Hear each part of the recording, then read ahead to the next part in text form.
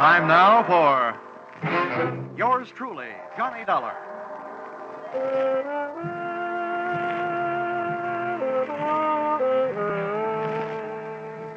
The next half hour has its baggage packed to take a trip with America's fabulous freelance insurance investigator, Johnny Dollar.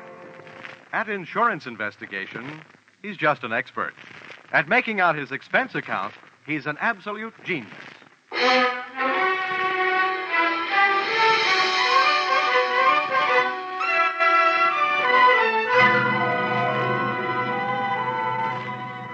Expense account submitted by Special Investigator Johnny Dollar to Home Office, American Pioneer Life Insurance Company, Hartford, Connecticut.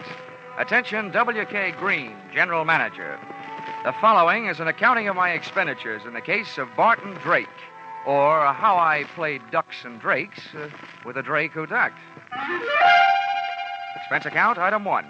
$100 I'm charging you for 1 hour's sleep I missed answering your telephone call at 9 o'clock in the morning. Expense account, item 2. $1.50. I had to go out for breakfast. The Easter Bunny didn't leave me any eggs. Item 3, cab fare to your office, $1. Tip to driver, $1.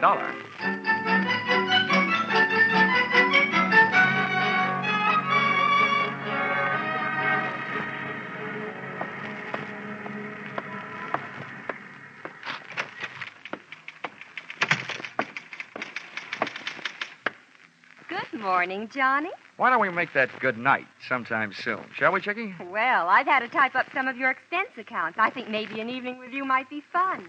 But business first. Old Stonewall's waiting for you. Oh, hasn't he gotten out of that military kick yet? No, he still thinks he's a general. But to me, he's still just what he was before he ever went into the Army. His belts never stopped fighting the battle of the businessman's bulge, huh? Well, forward march.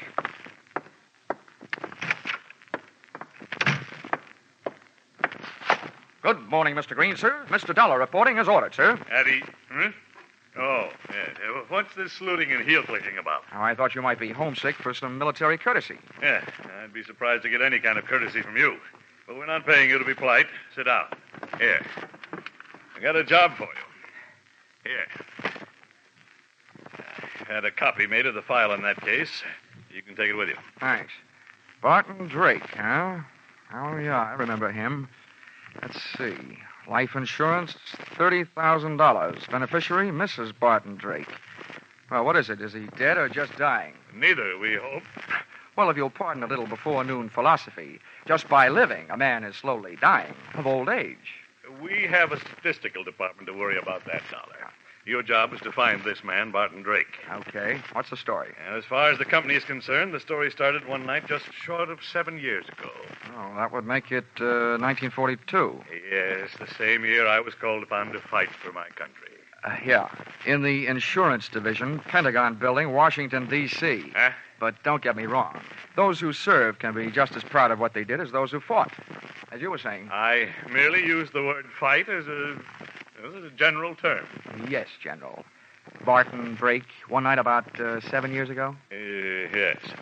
When we issued the life policy on Drake, he listed his occupation as that of hardware store proprietor. Hardware?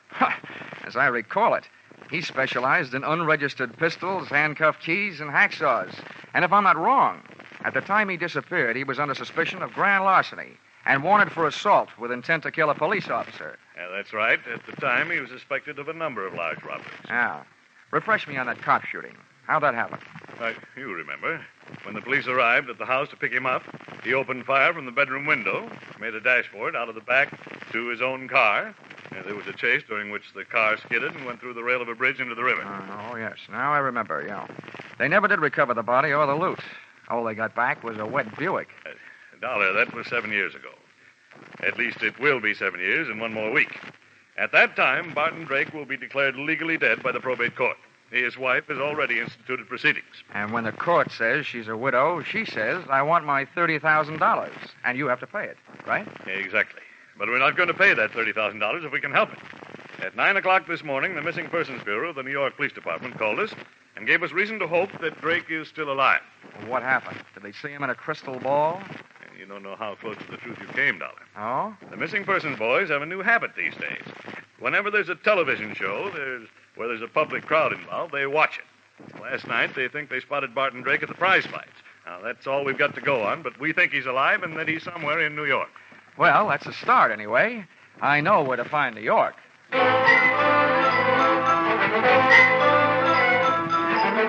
Expense account item 4, $7. Mileage, Hartford to New York. I stopped in Bridgeport to soak up a dish of coffee and whatever information there might be in the insurance file. Of the two, the coffee was the stronger. All I learned from the file was Drake's physical measurements, the birthplace of his mother, his wife's maiden name, the last known quotation on his blood pressure, and his home address in Manhasset, Long Island, to which I went.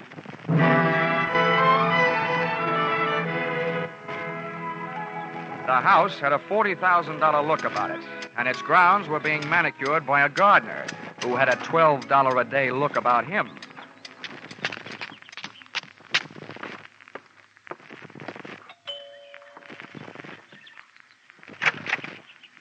Yes, sir? I'd like to see Mrs. Drake. Here's my card. Yes, sir. Step in, please. Thank you.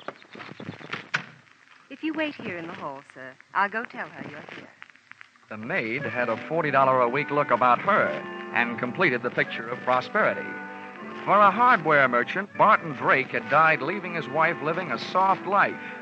Either that or he was still alive and not giving his wife grounds for divorce on the basis of non-support. Or she was that certain kind of gal who wouldn't have any trouble making that certain kind of man get up that certain kind of money. And when I saw her, I knew not only that I couldn't afford her, but that Drake probably hadn't been able to, which probably led to his undoing. Just to give you an idea, she was wearing a diamond necklace and a negligee, and it was 2 o'clock in the afternoon. Mr. Dollar? Mrs. Drake? Yes, Stella Drake. I'm having breakfast. Won't you come in and join me? Well, I'll join you, but no breakfast. I just had a tomato surprise. Lunch. Oh, I'm glad you didn't mean me. Come on, right in here. Are you sure you won't have some breakfast? No, thanks. I couldn't bring myself to hurt that poor, tired trout you've got there. Oh, please. That's a genuine English kipper. Oh, I beg your pardon. I didn't recognize it without its monocle. Oh, you're more fun than an eye-opener. I should have you around when I get up every day. Well, I have something to tell you that should make you really feel good. You don't mean that bunch of stuffed shirts at the insurance company have decided to give me my money without going through all that fuss at probate court? Oh, I've got better news than that. You may not get that money. But we think you have a good chance of getting your husband back. What? Yeah, the New York police think they saw him last night. Alive. Oh. Maybe I was wrong. Maybe that doesn't make you happy. Why, yes. Yes, of course it makes me happy, but to live without a man for 7 years and then have a stranger just sit across the table and calmly tell you he's alive, it's just too much. Tell me, where did they find him? They didn't. They think they spotted him at the fights they were watching on television. I imagine they're looking for him. I know I am. Well, it's impossible. If he were alive and back in New York, he'd come to me. That's what I was hoping, Mrs. Drake. Well, I don't believe it. Why would he do a thing like that to me? Why would he make me suffer all these years? I think you'd better go now. I've got to be alone. I've got to think. Oh, Barton, why? Why? Please, Mr. Dollar. I want to be alone. I figured if she wanted to be alone, it was for a good reason. Because that lather she'd gotten into was strictly from soap opera. She flooded me to the door on a tide of tears. Once outside, I picked up the hedge clippers the gardener had conveniently left near the front walk and pruned the telephone wires leading into the house. Then I took a plant on the place from the other side of the street. I figured Mrs. Drake would want to share her troubles with somebody, and with the phone wires cut, she'd have to leave the house to do it, giving me a chance to follow her. And that's the way it worked out. She led me someplace, all the way into New York City, but not to Barton Drake. That would have been too easy. Once in Manhattan, she headed for a drugstore and a telephone booth.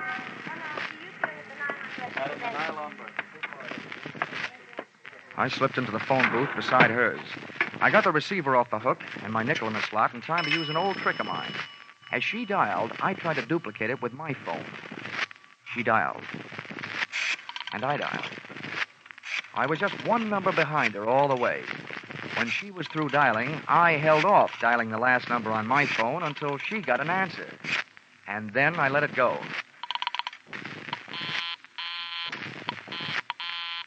The number she was calling was busy.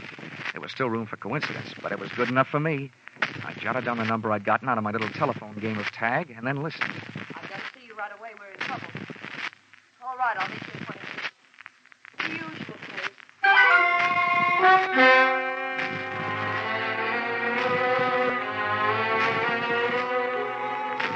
The usual place turned out to be the usual place to meet trains, Grand Central Station. But no train ever pulled into where Mrs. Drake went. As a matter of fact, no man ever did. Unless he was a plumber, maybe. That's right, where the ladies go to powder their noses and things. She came out 30 minutes later alone, but she never hit the street. Instead, she went through the tunnel into the adjoining Commodore Hotel and checked into room 407. The only room I could get was 1313. Expense account item 5, $10. Tip to hotel detective for keeping an eye on the Eiffel in 407. Item 6, $35. Purchase of portable phonograph. Item 7, 65 cents. Purchase of phonograph record, Frank Sinatra singing night and day. With this for ammunition, I went back to my hotel room and, gunning for a bird I'd never seen, I set up the phonograph near the telephone, put on the record, and placed a call to the number Mrs. Drake had called earlier in the day.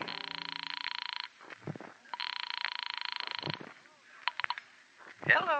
Hello there. 7 p.m. again, and this is your favorite disc jockey, Happy Jack the Money Man. Yes, your favorite disc jockey, your spinner with the winners. Tell me, are you listening to our show? My radio is not on. Goodbye. Oh, hold the phone, madam. A little thing like that doesn't make any difference to Happy Jack. Here's all you have to do to win a house full of prizes. Now, you just listen closely over the phone and identify today's puzzle platter, and you'll win all these wonderful prizes. A genuine Sunbeam Mixmaster that makes those fresh little eggs just happy to get beat up. Yes, and you'll clean up with the next prize. Make a real clean sweep with a Hoover vacuum cleaner with all attachments and no strings attached. And to send you tripping happily through life, you'll also receive a handsome set of easy-to-lug luggage, a pair of Gladiator bags. Are you interested? Why, of course I am. All right, then. Here's the tune.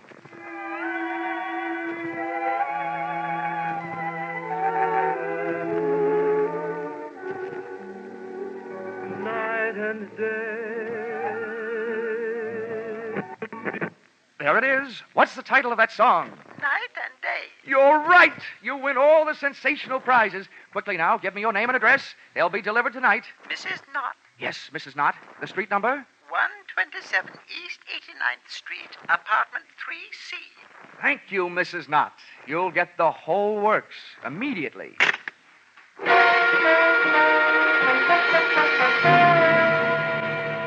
Expense account, items 8, 9, and 10. $39.50, purchase of Mixmaster. $79.50, purchase of vacuum cleaner. And $89.50, purchase of luggage. You may resent this expenditure, but there's one thing you must remember. Nobody can resist trading their name and address for something for nothing.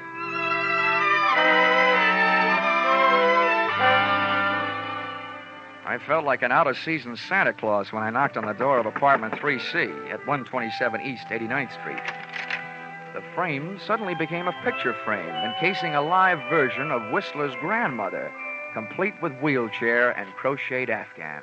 Just bring them in and set them down. Yes, ma'am. I'm Happy Jack, and I'm glad to meet you. Right in here and set them down. Ah, yes. There you are, Mrs. Knott.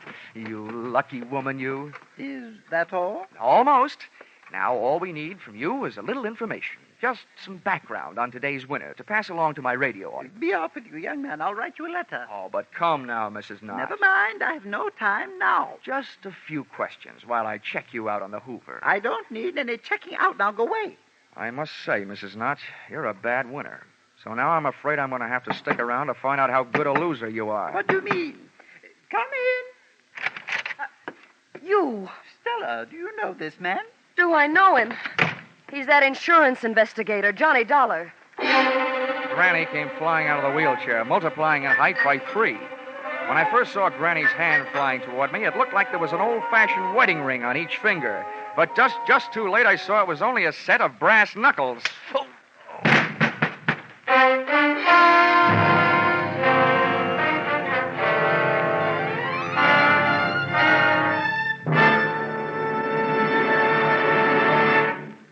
In just a moment, we'll return to the second act of yours truly, Johnny Dollar.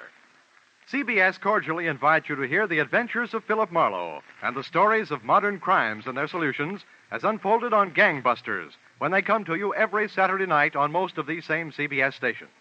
Tomorrow night, Philip Marlowe will investigate the mystery behind the cloak of Kamehameha, and Gangbusters will deal with the case of the Callous Killers. Now back to yours truly, Johnny Dollar.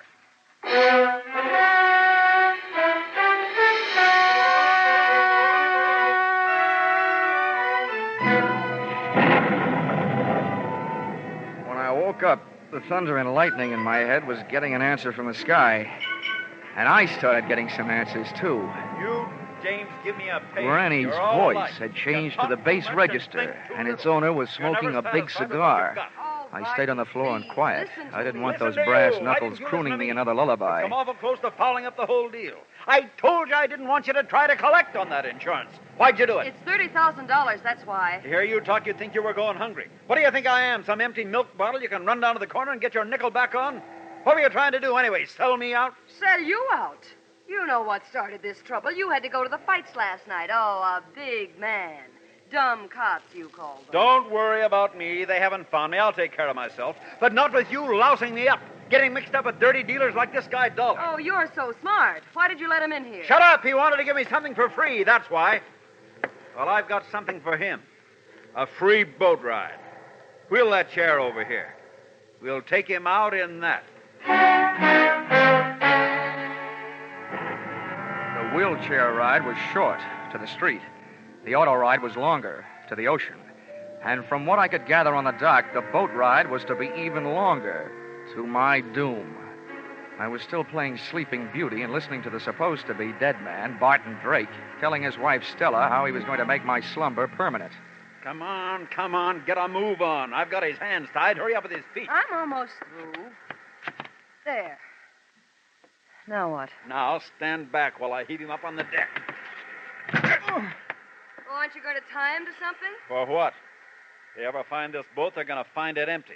One good wave out there, and this guy goes for a swim. There. The wheel's lashed. He's got plenty of gas and plenty of ocean out there. That'll teach Mr. Happy Jack. Now I'm giving him away.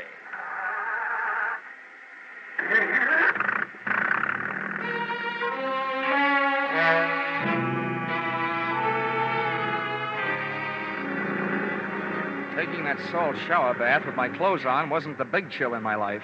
I was scared. My heart was racing faster than the boat engine. And for the first 20 minutes, all I could think about was hanging onto that slippery deck with all I had to hang with, my hopes and my heels. I was on a thin strip of deck after the wheel. Hard by my hands was a deck cleat. With that for a starting point, I went to work, trying to out-navigate that rope, with which Barton Drake had lashed the wheel. I worked my tied wrists over the cleat and dropped my legs down over the side into the icy racing water. I had rigged myself into a human jury rudder to swing the boat off its course. I didn't know where it would take me, but I didn't care, so long as it wasn't out to the open sea.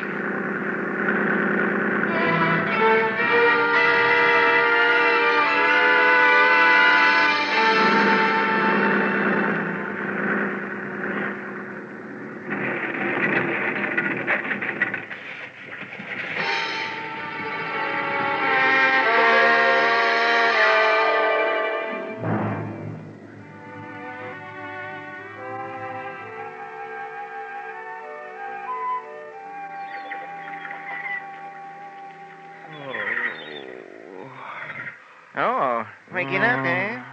Might as well tell you. Your boat sunk and you ruined the dock last night doing it.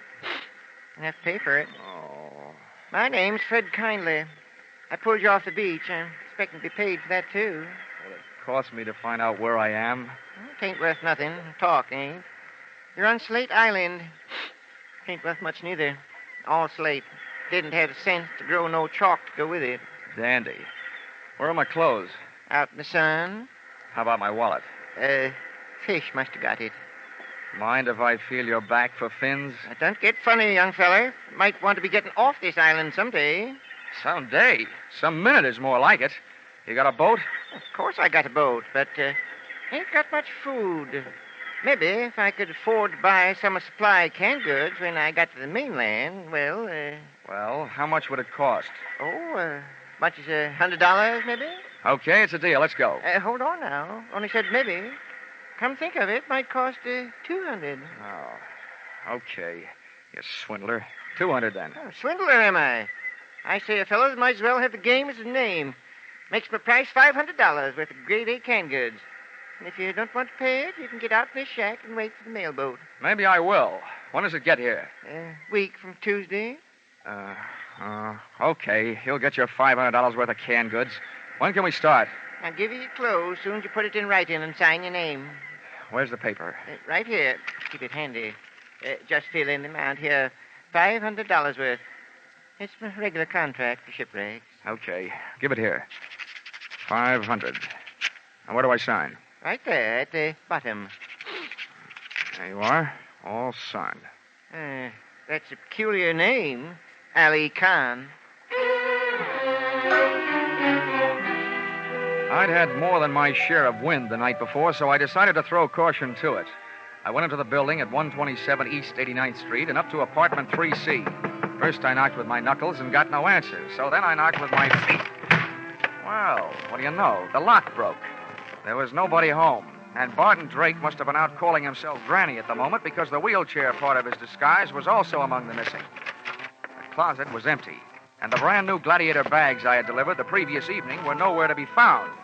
Now, nobody could say I hadn't made it easy for Drake to make a getaway with my little giveaway. I'd even supplied the luggage. But all the traffic wasn't going. Some of it was coming.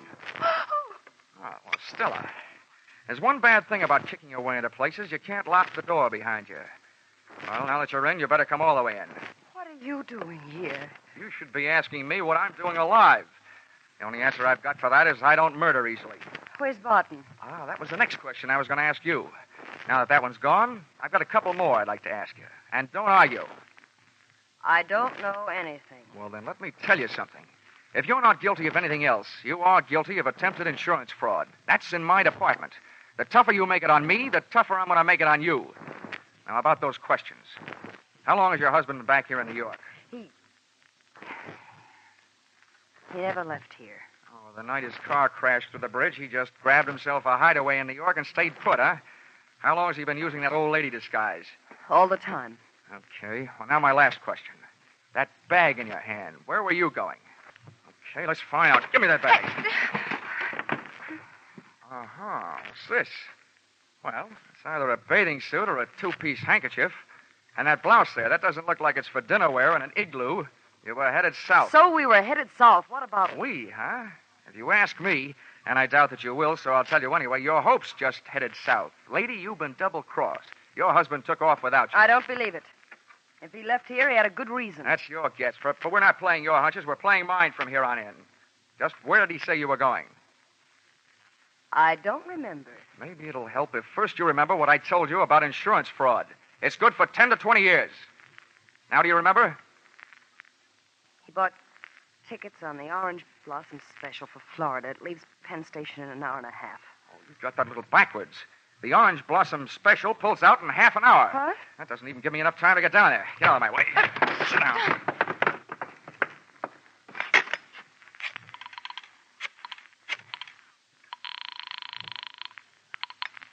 Information. Hello. Information.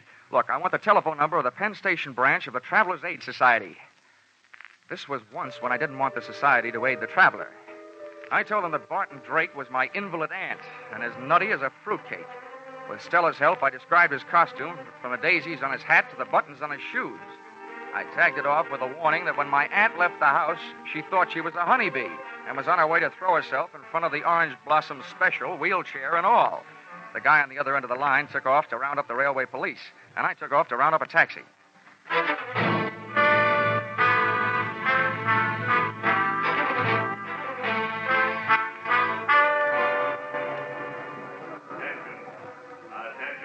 I rode the escalator into the main waiting room, and halfway down, I spotted Barton Drake in his grandmother get-up.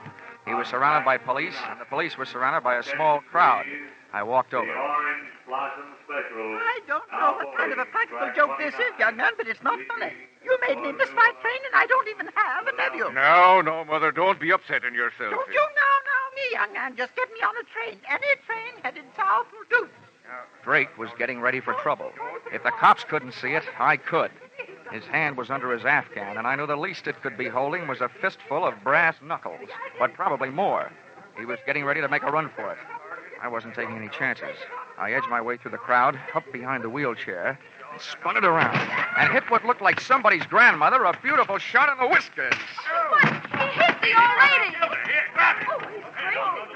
I got him. Now, wait a minute, officer. You don't understand. Don't understand, don't I? Hit an old lady, will you? He's not an old lady. It's trouble you want, you scoundrel. Here, maybe this'll quiet you Oh, down. so you don't... Oh.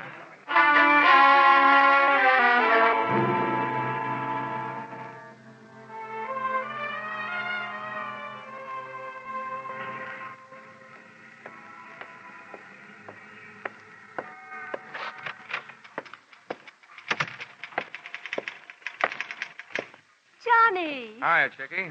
Oh, that bandage. What's the matter with your head? No brains. Where's the general? Oh, when he found out you'd saved American Pioneer $30,000, he decided to take the morning off and celebrate. He's out playing golf. Oh, great. To celebrate my getting hit on the head with police clubs, he goes out and swings golf clubs. Oh, Johnny, I was sort of Now, hoping don't that... worry, Chickie. I've still got enough energy left for nightclubs. You want to help me with this expense account? I'll get it out of the way.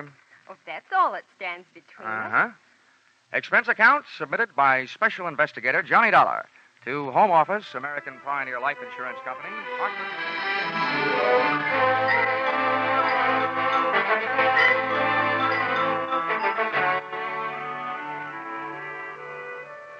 First, the police held me and let Granny Drake go to the hospital, where they learned the truth. Then they let me go to the hospital and transferred Barton Drake to the pokey, where he was soon joined by his lady-in-waiting, Mrs. Drake. Expense account item 11. Something I almost forgot. $500. Canned goods. For the man who got me off the rocks on Slate Island, Mr. Fred Kindly. Even if he did rob me, I didn't feel like robbing him. The only thing I did do was remove all the labels from the $500 worth of canned goods. I'm sure that this will see to it that Mr. Kindly has some very unbalanced meals, because I happen to know that there's no difference in the sound of canned tomatoes and canned peaches when you shake the can. Expense account total, $1,482.63. Yours, truly, Johnny Dollar.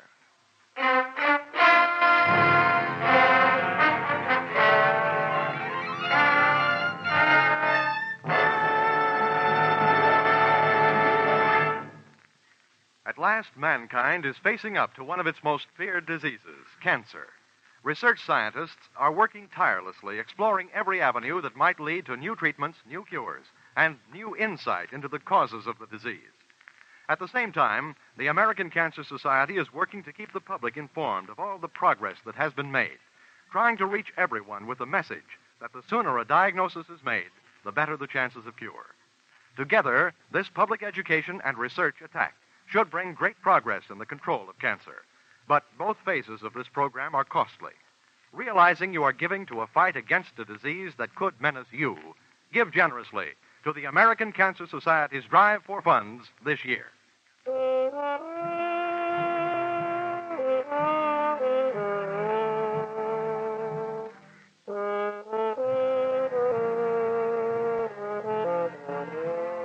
Yours truly, Johnny Dollar, stars Charles Russell as Johnny. Our music is composed and conducted by Leith Stevens. Yours truly, Johnny Dollar, is written by Paul Dudley and Gil Dowd and is produced and directed by Richard Sanville for CBS, where 99 million people gather every week, the Columbia Broadcasting System.